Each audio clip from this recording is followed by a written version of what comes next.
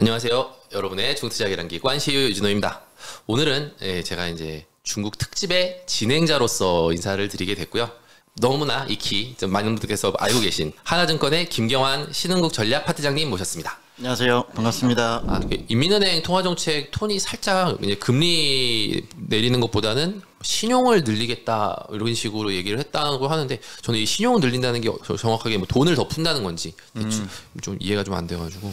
그러니까 중국 애들 얘기할 때 이제 확장적 통화 그리고 확장적 신용 얘기를 하는데, 확장적 통화는 그냥 말 그대로 뭐 저희 지준율이나 전체적으로 대출이나 이런 것들 양적 완화하는 걸 좀 의미하는 것 같고, 확장적 신용이나 이런 것들은 어떻게 보면 비슷하게 볼 수도 있지만 대표적으로 뭐 신용 스프레드 같은 거 있잖아요. 그러니까 전체적으로 그런 크레딧 위험을 낮추고 신용 스프레드 같은 것들을 좀 낮추겠다라는 의도로 저는 이해하거든요. 뭐 어쩔 때는 확장적 통화인데 신용은 좀 타이트한 경우도 있고 그런 경우가 있는데, 지금은 행정적으로나 통화정책적으로나 뭐 양적 완화나 혹은 금리 쪽이나 전반적으로 조금 낮게 유지하겠다는 의미로 알고요.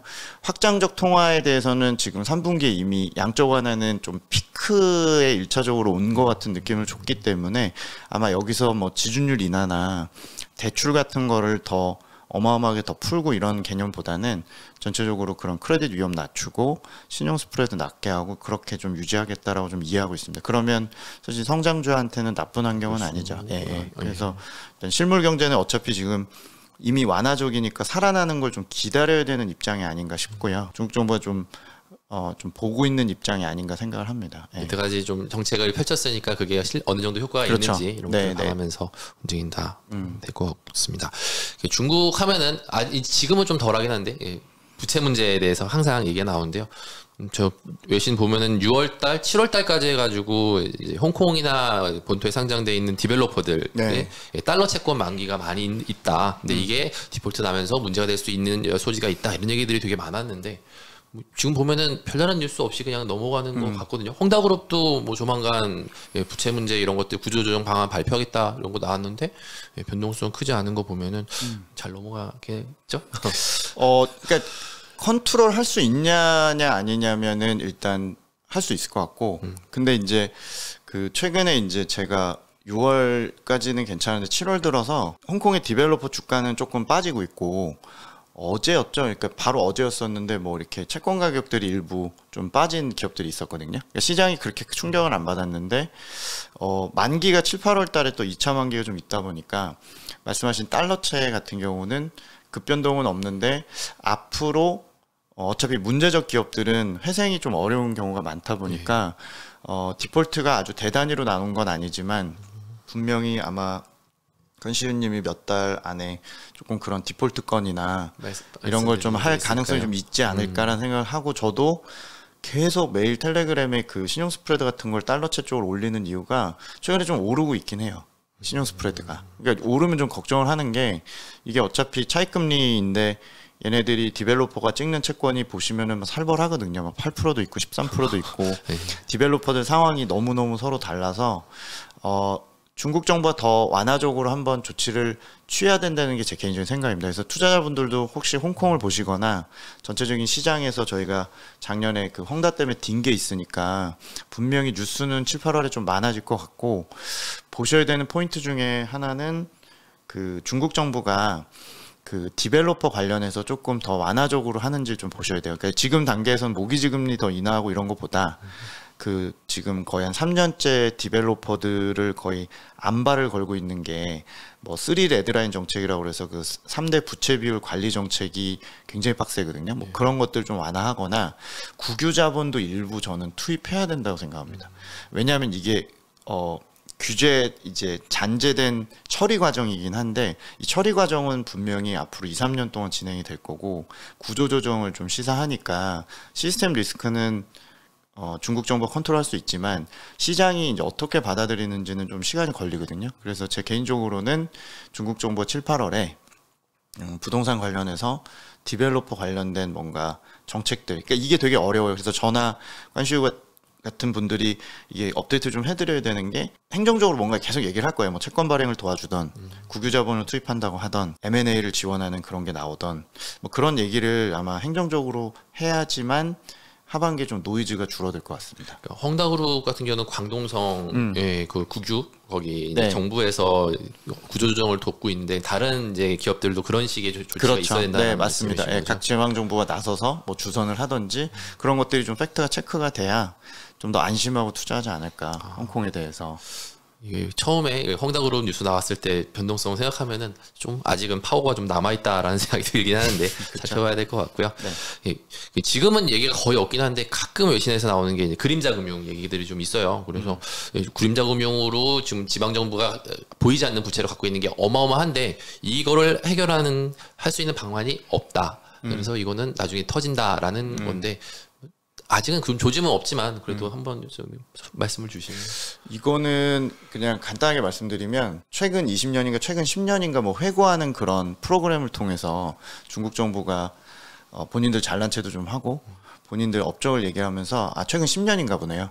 이제 뭐 그분의 3년이면 앞두고 뭔가 정리하는 거였던 것 같은데 예. 그래서 각 부처별로 뭐 이렇게 통계를 발표했는데 최근 10년 동안 중국의 그 잠재적인 그림자 금융들은 뭐 한 25조 RMB인가? 그러니까 GDP 100조 기준 잡으시면 한 GDP 20에서 25%를 잘 처리했다.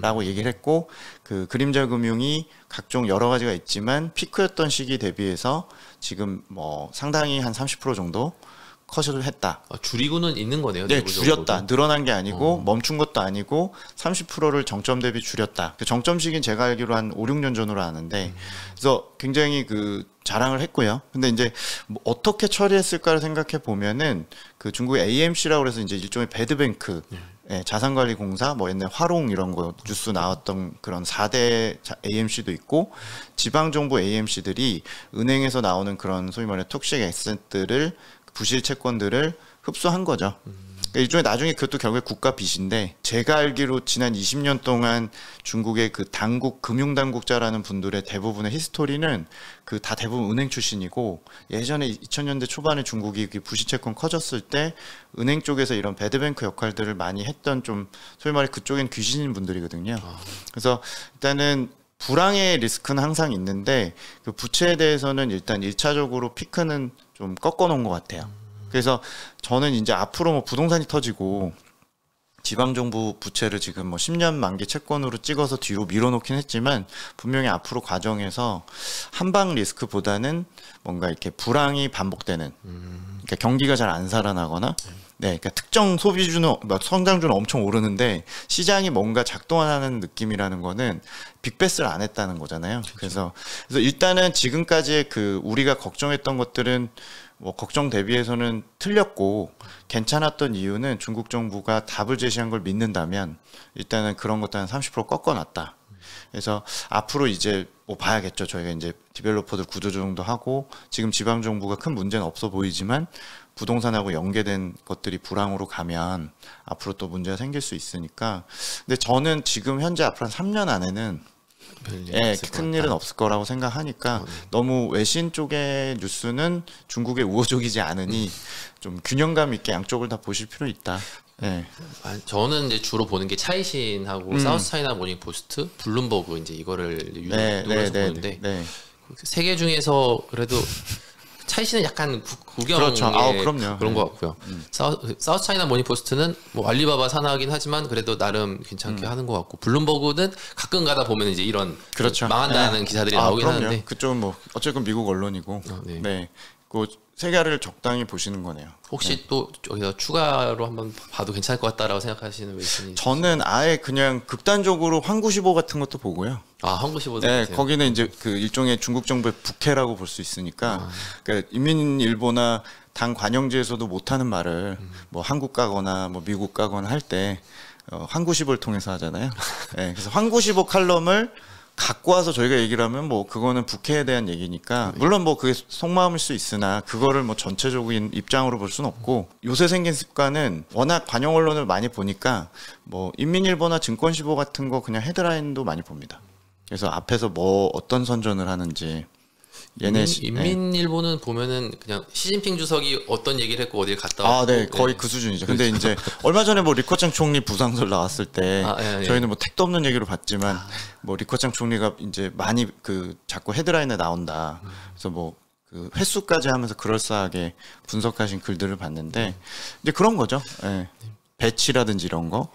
예. 사실 매일 이제 중국 마감 정리하고 이제 그 밤에 가가지고 이제 리커창 총리 부상설, 시진핑 주석 이제 됐다 이런 뉴스 보면은 저도 투자하고 있고 거의 뇌정지 오는 수준이거든요. 그래서 중국에 대해서는 정말 많은 종류의 이제 내용들이 돌아다니긴 하는데 분별을 잘해서 판단을 해야 제가 될 또 것 같습니다. 좋은 또 정보는 네. 예, 한번 또 제가 보는 언론사는 나중에 또 한번 보내주시면 또 다뤄서 한번 다뤄주시면 될 것 같습니다. 네. 중국의 부동산 경기가 결국은 반등을 해야지 소비도 는다라는 저는 이렇게 보는데 거래는 늘었다 이런 얘기들은 좀 있는 것 같긴 하거든요. 근데 보면 어떤 지표가 제일 좀 그래도 확실하게 이제 는다 준다 이런 것들을 알 수 있는지.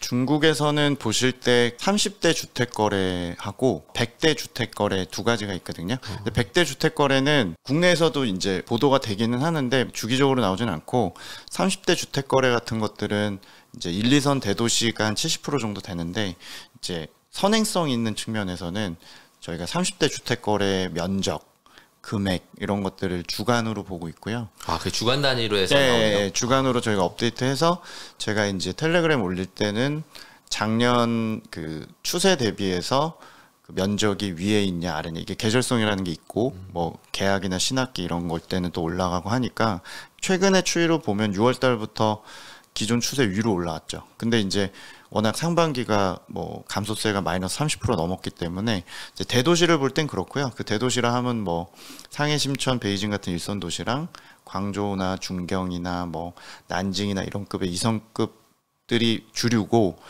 이쪽 지역은 사실은 웬만하게 좀 가격이 좀 기면 분명히 또 이렇게 매기가 들어오거든요. 근데 이제 지금 문제는 100대 도시로 확장을 하면 그 사이에 있는 70개 도시가 3, 4선 도시라고 해서 이제 우리로 치면 조금 도에서 외곽 지역이나 아니면 조금 도급, 군급 도시들이라고 볼 수 있을 것 같은데 이쪽 지역들 거래는 여전히 마이너스 50%거든요. 중국 정부 입장에서 디벨로퍼를 규제했던 것들 가장 큰 부분들은 어떻게 보면 대도시는 좀 눌러주고 중소도시를 올려주고자 하는 것 같은데 그냥 뉴스만 보고 가격이나 이런 지표들을 보고 있으면은 중국 정부의 의도대로는 안 되는 것 같아요. 그게 분산이 안 되고 이렇게 소규모 대도시나 아니면은 이렇게 클러스터 형성이 여러 군데가 돼야 되는데 아무래도 그게 잘 안 채워지는 것 같아요. 저희도 이게 수도권하고 비수도권이 차이가 크잖아요. 네. 네. 근데 이제 이런 와중에 또 어떻게 보면은 부동산 중국도 경기 다운된 거를 올리기 위해서는 부동산 부양 쪽으로 이제 도는 것 같은데 그러면은 규제가 이런 구조조정이 제대로 되지 않은 상황에서 다시 또 어떻게 보면 새로운 버블을 만드는 단초가 되지 않을까 이런 생각 진짜 들거든요. 그러니까 저희가 볼 때 그 부동산 버블의 수준은 주가의 PER 같은 개념으로 뭐 프라이스 인컴 레이시오라고 그래서 뭐 소득 대비 주택 가격 비율이나 지역별로 이렇게 볼 수 있는 방법도 있는데 뭐 제일 좋은 거는 중국은 주택 재고 같은 상황 같은 것들을 저희가 지역별로 거래 대금 대비 안 팔린 면적이나 이런 걸 추정을 하는데 재고의 레벨은 전국적으로 보면 2014-15년이 제일 높았고 지금은 그때보다는 두 번째로 높은 수준이라서 앞으로 주택 거래가 줄면 재고는 더 쌓일 거니까 아마 이대로 만약에 더 안 좋다면 당연히 내년 내후년쯤에는 좀 위기감이 커질 수 있죠. 근데 현 단계에서는 그 지방 간의 간극이 좁혀지는 거는 지네들 지금 계속 한다는 뭐 호적 완화하고 뭐 신형 도시화 한다고 하는데 그게 이제 워킹을 하느냐에 대한 부분일 것 같고 잘 안 될 경우에는 분명히 양극화가 더 커져서 한쪽은 엄청난 혹한기고 한쪽은 또 과열이고 그래서 중국이란 나라의 부동산에 대해서는 양극화로 좀 계속 시장에서 좀 걱정을 하시지 않을까 그렇게 생각하고요. 그리고 부동산세가 나온 다음에 뭔가 게임 시작일 것 같아요. 아직은 부동산세 네 올해 나온다고 어쩌고 하다가 또 지연되고 있죠. 그래서 종부세 같은 개념의 뭔가 다주택자 중과세가 나와야 그때부터 게임 시작이니까 계속 저희가 모니터링은 좀 하고 있는 단계입니다. 아, 네. 이게 이제 중국 10년물 금리랑 미국 10년물 금리를 이제 비교하면서 위안화 약세나 아니면 외자 유출 이런 것들을 계속 봤었는데요. 금리가 올라가는 거는 이제 채권 가격이 하락을 하는 거잖아요. 그러면 이거는 신용 리스크로 봐야 되는 건지 아니면 오히려 이제 중국 금리 올라가면서 미중 금리 격차가 줄어들면서 그러니까 다시 이제 또 중국 금리가 더 높겠죠. 이렇게 되면서 위안화가 약세로 되는 것들을 좀 막아지는 건지 어떤 관점으로 사실은 이거를 보고 판단을 해야 될지가 늘 헷갈리더라고요.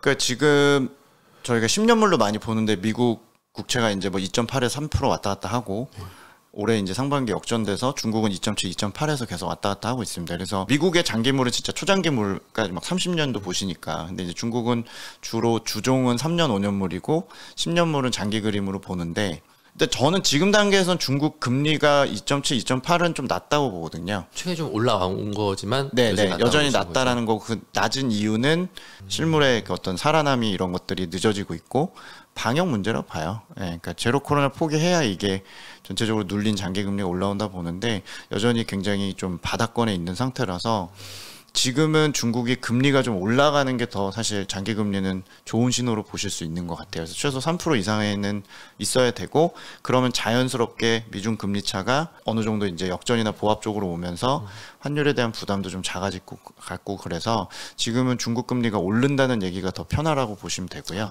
그리고 어차피 상환 압력이나 부채에 대한 부분이나 이런 것들에 대한 금리는 실질 금리를 봐야 되고 그 본인이 느끼는 그 물가 대비해서 금리 상황이 어떠냐 중요한데 예를 들면 지금 소비자 물가는 되게 안 올라가잖아요. 그렇죠. 이제 그런 상황이니까 큰 문제는 없는데 오히려 이제 예를 들면 부동산 가격 이런 것들이 빠지면 실질 금리가 올라가는 거니까 이제 그들은 상환 압력이 높아질 수 있는 거라서 차익 금리가 높은 그런 달러채 찍은 문제적 디벨로퍼들은 망하는 얘기가 당연히 나오는 걸 거고 그래서 저는 그래서 그냥 항상 주체별로 실질 금리 구해서 그거 그냥 팔로우하면서 얘는 위험해 보이고 얘는 아니요 뭐 이렇게 이제 말씀드리고 있고 지금은 전체적인 금리는 오르는 게 좀 맞습니다. 네. 예, 잘 알았습니다. 중국 코로나 상황인데요. 이게 6월 1일에 이제 상하이가 봉쇄 해제하면서 완전히 이제 중국도 약간 리오프닝처럼 가는 분위기로 가다가 최근 들어서 살짝 뭐 아직 많지는 않지만 또 재확산 우려가 또 얘기가 나오고 있잖아요. 근데 지난번 상하이 봉쇄했을 때처럼 그런 분위기는 아닌 것 같기는 한데 또 여기서 확진자가 더 늘어나면 오미크론이니까 다시 봉쇄 가능성은 없을까요? 그러니까 지금 행동하는 걸 보면은 일단 백신 얘기를 베이징부터 조금씩 한다는 거는 조금 희망적이고 큰 틀에서 이번에 나온 그 방역 9번째 버전 지침을 보면은 일단은 뭐 꼬리표처럼 앱에다가 이렇게 감염자 나온 지역 다닐 때마다 그 표시돼서 뭔가 이동을 제한하고 이런 것들도 조금 일단 제거를 했고 감염자 발생 시에 나온 지역에 따라서 예전에 뭐 9단위나 C단위로 락다운을 했다면 지금은 동단위로 좀 찢어서 좀 세분화해서 하는 것 같아요. 그래서 그게 과연 완화로 볼지 아니면 좀 방역을 효율성시켜서 여론이나 좀 소위 말해 좀 너무 무식하게 했던 것들에 대해서 좀 개선한 건지에 대해서 평가하려면 저는 아직까지는 그냥 개선 정도로 보고요. 여전히 좀 경제 희생을 불가피하게 하는 상황이라고 보고 있어서 3, 4월 달에 락다운 식으로 상하이 같은 식으로는 이제 더 이상 못 하는 거고 이제 지역별로 좀 잘게 쪼자서 이렇게 상시화 PCR 같은 걸 하면서 조금 효율화 시켜놓은 것 같아서 경기는 회복은 될 것 같은데 상당히 좀 여전히 제약을 좀 많이 받고 있다고 보시는 게 좀 타당할 것 같고 우리나라가 얘기하는 소위 위드 코로나 같은 전략을 보려면 아직은 조금 괴리가 있다고 생각을 해요. 백신 접종률을 좀 더 올려. 네, 뭔가 얘기를 해줘야 돼요. 그렇죠. 백신 얘기를 좀 기다리고 있어요. 얼마 전에 베이징 같은 경우는 백신을 맞지 않은 사람은 그렇죠. 네. 출입이 안 된다 이런 얘기들도 굉장히 있었는데 저는 좋은 신호로 봐요. 일단 그거는. 근데 중국 내에서도 이 오미크론에 맞는 mRNA 백신 이런 것들을 개발하다가 조금씩 시들해지는 것 같은데 항상 이제 도기님이랑 방송하면서 궁금했던 게 왜 화이자 mRNA 백신을 맞지 않느냐, 못 맞는 거냐, 안 맞는 거냐 이제 이게 상당히 늘 궁금했었는데 저도 궁금해요. 아, 그렇긴 한데 그래서 질문지 생각하시니까 뭐 평소 고민하신 거고 저도 고민을 같이 하고 있는 입장인데 제가 2월 3월 달에 워낙 그 시장 무너질 때 홍콩이 일단 락다운 된다고 막 얘기가 나왔고 3월 들어서 이제 막 홍콩 본토가 막 거의 러시아처럼 RTS 지수처럼 무너지면서 저도 상당히 그 중국 커버하면서 그때 엄청 무슨 뭐 세계가 아무리 다극화되고 체제 경쟁을 해도 뭐 거의 빌런 국가 같이 되니까 진짜 유럽 자금들이 홍콩에서 다 빼버리는 건 아닌가라는 공포도 느꼈고 그때 당시에 홍콩 락다운 얘기하면서 그 홍콩 경험을 좀 갖고 있는 매니저랑 얘기하면서 본토도 똑같은 외통수에 좀 빠질 수 있다. 그러니까 이러지도 못하고 저러지도 못하는 환경에 대한 얘기였었는데 그때 좀 희망적이었던 것 중에 하나는 시노백의 그 어떤 불활성화 백신 같은 것들이 검증할 기회가 없었어서 홍콩이 처음으로 시노백 맞은 사람이 한 40%였던 사람들이 걸렸기 때문에 이제 효능에 대해서 좀 확보가 됐고, 이번에 홍콩이 걸린 다음에 나온 결과에 따르면, 홍콩 대학의 결과에 따르면 걔네들이 약간 그 3차부터는 중국 시노백도 효과가 있다라는 언급들이 나와서 제약에너한테 현재 확인도 좀 해보고 그랬었는데, 일단은 시노백도 3차부터는 방어력이 좀 있다는 결과가 나온 것 같아요. 근데 이제 이게 오미크론도 변이가 있고 하다 보니까 중국 정부가 이거를 얼마나 뭐 바잉하고 이걸 신뢰해서 어떻게 할지 모르겠는데, 지금까지도 일단 얘기는 없는 상태고, mRNA 백신에 대해서 지금 임상 들어갔다는 얘기는 몇 군데 로컬 그 제약사들 얘기가 있지만, 임상에서 이거를 뭐 시판해서 뭔가 맞는 데까지는 또 시간이 걸리잖아요. 예.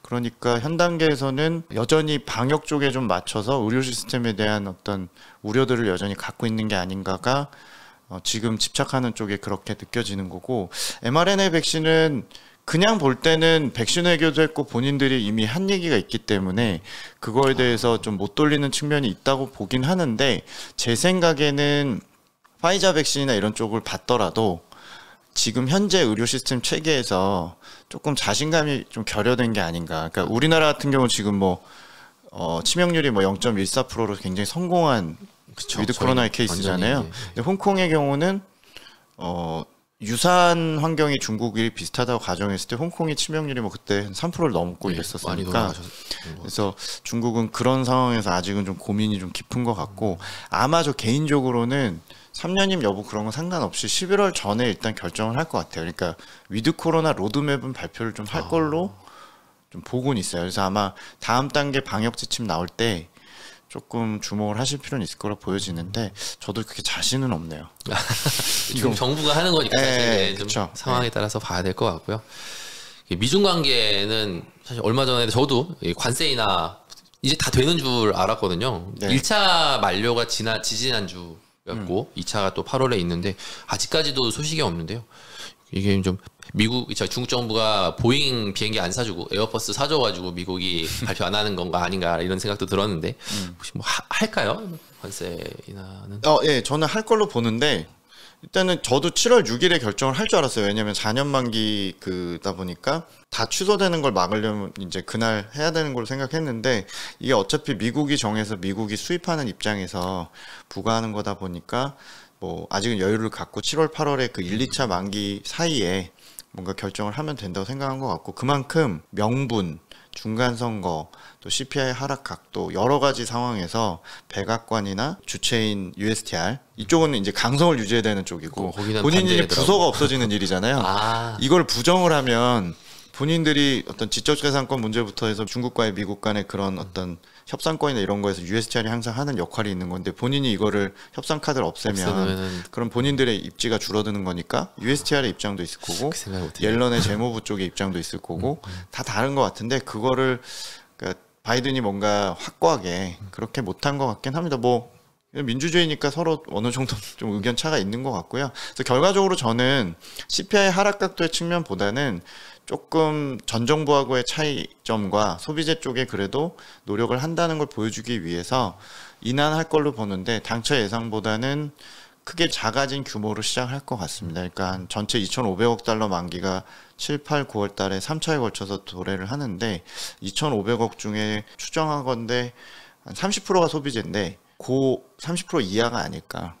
뭐 그걸 하더라도 저는 환율엔 좋은 이슈로 보고, 위안화 강세로 갈 수 있는. 위안화 강세나 원화도 또 강세도 같이 갈 수 있는 요인으로 보고, 뭐 수출 입장에서는 아마 뭐 그 연착륙 할 수 있는 요인 정도로 보고요. 뭐 시장에서는 그냥 투자 심리 정도의 이슈가 아닐까. 그래서 아마 수주 안에 발표는 할 걸로 생각합니다. 네. 저도 좀 기다리면서 봐야 될 것 같고요. 최근에 이제 전기차나 신재생 이런 성장주들은 급등하는데 계속 눌렸던 게 반도체거든요. 같은 기술주라고 봤는데, 이게 보면은 최근에 미국도 뭐 첨단 기술 규제법 이런 식으로 해서 중국 반도체 굴기 이런 것들을 막기 위해서 좀 많이 이제 노력을 하는 것 같은데, 그런 영향이 아닐까 싶기는 한데요. 만약에 요번에 뭐 중국이 EUV 장비 외에도 DUV까지도 장비 수입 이런 것들 금지하면은 중국이 반도체 갖고 반도체 자체를 만들 수 있을까라는 생각도 드는데 현실적일지 가능성이 있을까요? 이게?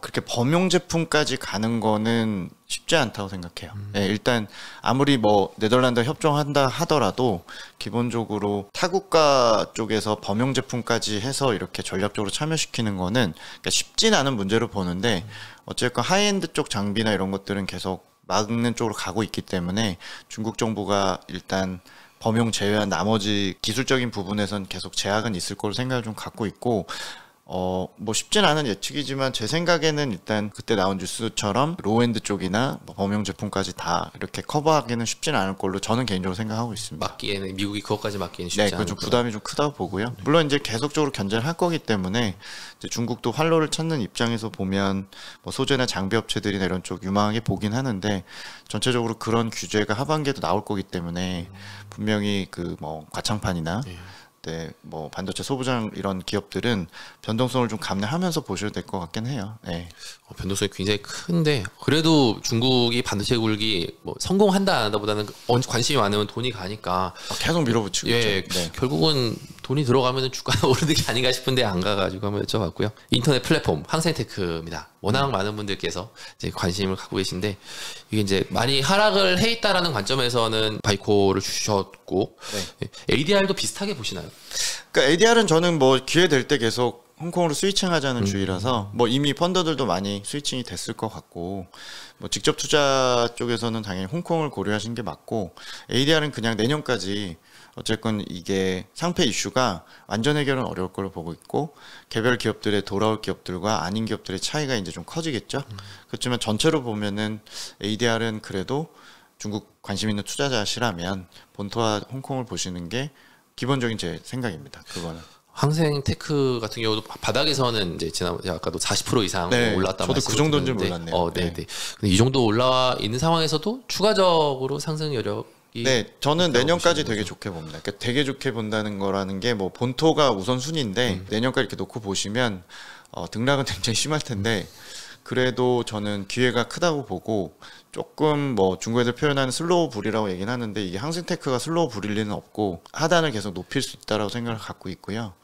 최근에 이제 또 다시 조정을 좀 받고 있잖아요. 네. ADR도 뭐 대차게 빠지고 있고 그래서 뭐 알리바바 텐센트도 계속 과징금 얘기가 나왔고 그래서 그러니까 저는 이제 과징금 좀 주목하라고 말씀드리고 싶은 게 지난주에 이제 그 시장 감독 총국에서 알리바바 텐센트가 다수 포함된 경영자 집중이라고 해서 이제 기업 결합 관련된 벌금을 M&A 28건, 예. 28건을 과징금을 목록을 때렸어요. 그래서 일요일 날 애랑 놀고 있는데 저희 이제 상시로 이제 뉴스를 보잖아요. 예. 근데 이게 뭐지? 그러고서 저도 그 시장감독 총국이라고 이제 이번에 설립된 거잖아요. 반독점법 얘기하면서 얘네들이 일종의 이제 국내 검찰로 좀 보시면 되는데 이제 다른 뜻은 없고 예를 들어 검찰에서 어떤 기조가 있어서 특정 사건이나 뭐 이런 것들의 주제에 대해서 조금 더 많은 자원들이 투입돼서 조사를 할 수도 있잖아요.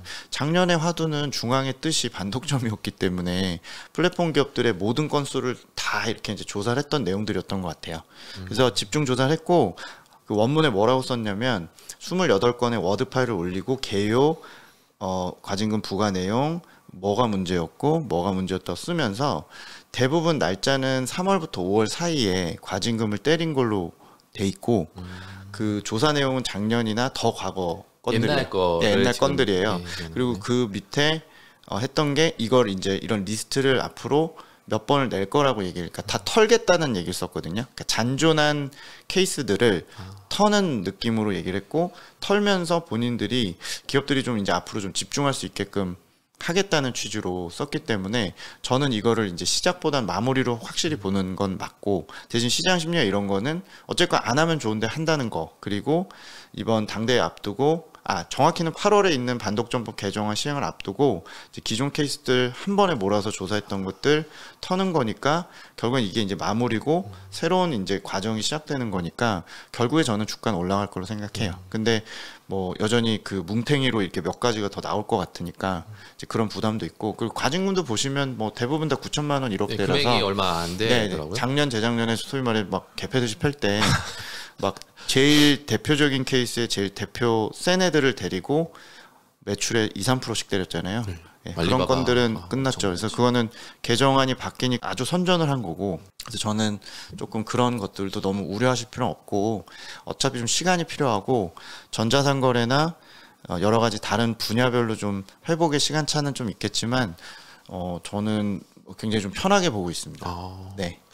원래는 그 에이즈를 훨씬 더 좋게 보셨다가 이제 요번에 항생테크 급락하면서 같이 넣으셨던 건데 저도 참고해서 보겠습니다. 저희 자라보고 놀란 가슴 소뚜껑 보고 놀라는데 워낙 뭐 악재 많았으니까요. 이제 마무리인데요. 이거는 좀 개인 취향이긴 한데 애널리스트라서 투자는 직접 저희는 안 하죠. 못 하시죠? 저희는 ETF도 안 합니다. 그러니까 펀드 정도 그냥 그 펀드로만 하시는 거고. 저희 이제 각도기님이랑 맨날 저랑 티격태격 하는 게 투자에 있어서 저는 이제 주로 탑다운을 많이 하고 도기님은 바텀업을 많이 중시하시는데 기업의 본질이 제일 중요하다. 근데 저는 그것보다는 뭐 돌아가는 것들 봐가면서 이제 결정을 해야 된다라고 얘기를 하는데 중국은 보면은 어떻게 투자하는 게 조금 더 많이들 보셨으니까. 저도 그 질문이 되게 좋았고요. 어차피 중국을 같이 보는 저희가 이제 크루 느낌 이제 저희 동료 입장에서 저한테는 선생님이시지만 저는 뭐 같이 이렇게 고민한 입장에서 보면 저야 탑다운을 보잖아요. 그리고 저희 그 같이 있는 저희 직원들 애널리스트는 또 바텀업을 보고요. 중간에 이제 산업에서 만난다고는 하지만 저는 아무래도 탑다운 정책 그런 쪽인데 예전에 저희가 중국을 왕래가 쉽고 탐방도 많이 가서 제가 탑다운 얘기도 듣고 저희 같이 직원과 가서 그 종목 IR도 많이 만났었어요. 저도 뭐 바이두, 알리바바, 텐스 다 가봤고 근데 확실히 중국은 그 바텀업의 제약 요인들이 좀 있어요.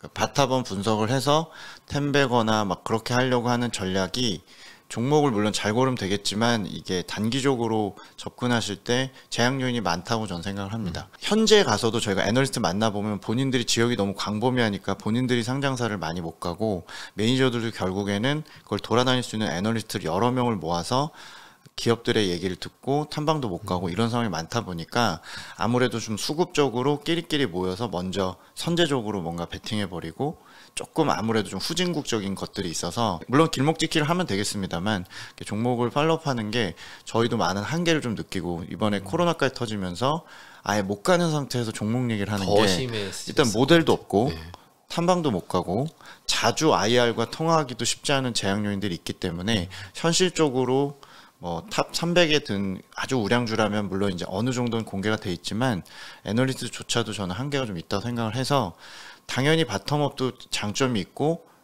탑다운도 장점이 있습니다만 조금 중국 투자의 경우는 탑다운을 우선시 하시면서 탑다운에서 저희가 이제 해석해 드리는 정책이나 기조나 육성 방향이나 이런 것들을 일종의 오픈북처럼 생각하시면서 그걸 좀 펼쳐놓고 들으시고 이제 기조를 잡으신 상태에서 좀 좁혀가시는 전략이 필요할 것 같고 요새 조금 그래도 다행이라고 저희가 그러니까 저희 둘이서의 업으로서 좀 좋은 입장으로 보는 것 중에 하나는 이번에 유니버스 안에 이제 ETF가 들어왔잖아요. 후션강통 이벤트에. 7월 1일부터. 그러니까 제가 예전에 결국에는 종목을 추천을 못 드리고 업종까지만 얘기를 드리면 업종을 투자할 방법이 없었잖아요. 그쵸. 제가 뭐 군수 국방업체를 중국을 좋게 본다, 탄소 중립을 좋게 본다, 아니면 아까 말씀드린 전통 인프라인데 다 생소하시거든요. 그러면 종목을 못 하시더라도 이제 업종 ETF가 접근이 가능해졌기 때문에 탑다운 하시는 이제 저희 같은 사람들이 그 업종까지 얘기를 해드려도 충분히 이제 초이스가 앞으로 3년 5년 안에 될 걸로 보여지거든요. 전체 ETF는 숫자는 굉장히 많은데 80개 네, 80개부터 시작을 한 거죠. 근데 웬만한 거는 다 투자 가능한 것 같아요. 네, 소재, 배터리, 뭐 반도체 다 있죠. 그래서 앞으로 탑다운이 좀 용이하고 좀 유리하고 또 지금 같은 상황에서 장기 그림을 그려서 정책 수혜주를 찾는 데 있어서는 조금 더 탑다운이 유리하다. 네, 그렇게 저는 생각을 해서 그 중심으로 해서 좁혀가는 데를 도와드리도록 노력을 할 생각입니다. 네. 도기님이 이 방송 꼭 한번 더 봐주셨으면 하는 생각이 좀 들었고요. 네, 마지막으로 이제 올해 중국 목표하는 GDP 성장률이 5.5%라고 내부적으로 얘기를 했었는데 가능할까요? 저는 이제 연합이포맥스 사실 이제 도기님이랑 말씀하시는 걸 듣긴 했는데 한 번 더 이 자리에서 말씀해 주시면 좋을 것 같아서 일단은 성장 목표는 좀 어려울 것 같고요. 그리고 성장 목표 그러니까 5.5%를 지키려고 하는 의지로 정책을 쓰는지를 지켜보시면 될 것 같아요. 어차피 5.5는 쉽지 않은 수치고 어차피 물가를 차감해서 보면 어느 정도 이제 저는 퀄리티는 있다고 보는데 4.5% 뭐 이 정도를 기준으로 두고 지키는지 여부를 좀 지켜보시고 분기별로 하반기가 어차피 2분기 바닥으로 올라올 거니까 특히 3분기에 나오는 수치를 좀 더 앞으로 보실 필요가 있다라고 보여지고 이번 주 금요일 날 나오는데 네, 뭐 나쁠 거고 네. 그건 이미 시장이 좀 반영을 한 거고 올해 하반기에 이제 중국 정부는 연말쯤 가서 성장 목표가 현실적으로 좀 어려움을 인정은 하겠지만 대신 하반기에 6% 정도가 나오도록 유도하는 정책을 쓸 걸로 예상을 하고 그걸 계속 쓰는지를 뭐 7월 말 정치국 회의나 9월 10월에 이제 각종 이벤트에서 좀 보시면 되고요. 저는 뭐 5.5%보다는 지금 4.4%인가 4.3% 정도 이제 걸어놨는데 뭐 더 하향될 수도 있습니다. 근데 이제 하반기는 저는 6%대는 나올 걸로 보거든요. 분기 성장률이. 그래서 뭐 그렇게 보면 중국 사이클은 내년 상반기까지는 우상향이기 때문에 이제 각도의 문제는 있겠지만 올라가는 걸 좀 믿으시면서 7, 8월을 이제 파는 조정이 아니라 그 더 사는 조정으로 보시는 이제 선택의 기로에 왔고 이 방송을 좀 보시는 분들은 이제 조금 그 사이클과 정책의 여력들을 좀 보시면서 중국은 좀 많이 완화할 수 있는 여력이 있다는 걸 조금 장점으로 보시면서 접근하시면 되지 않을까 이렇게 생각합니다. 아, 네. 그 연합인포맥스에서 방송하시면서 말씀을 들을 때 딱 제가 생각이 든 게 저는 5.5%는 시진핑 산년임이랑 연관해서 무조건 해야 된다라는 좀 게 그렇게 생각이 들었었는데 말씀하시는 걸 듣고서 또 중국도 무턱대고 이제 뭐 5.5%를 위해서 모든 것들을 올인하고 그렇게까지 할까라는 생각이 살짝 들더라고요. 그래서 좀 더 생각이 유연함이 필요한 게 아닌가라는 생각이 들어서 의지만 보시면 되죠. 아, 네. 그게 제일 중요한 것 같습니다. 네. 네. 오늘은 이 정도로 해서 마무리를 하면 좋을 것 같고요. 사실 이제 대담도 제가 처음이고 진행자도 처음이다 보니까 또 진행 처음이세요? 진행 처음이죠. 아, 그래요? 처음에 너무 사실은 좀 버벅대고 떨어가지고 그랬는데 점점 이렇게 얘기하다 보니까 시간이 너무 빨리 갔다 아쉽다 이런 생각 많이 드는데 조만간 또 중국 시장 변화 있을 때마다 모시고서 좋은 말씀 듣도록 해야겠습니다. 나중에 또 제가 또 의견 한번 듣는 걸로 제가 영광이고요. 네. 네. 일단은 오늘 소식은 여기까지로 마무리 짓고요. 저는 또 나중에 중국 마감으로 해서 인사드리도록 하겠습니다. 짜이젠.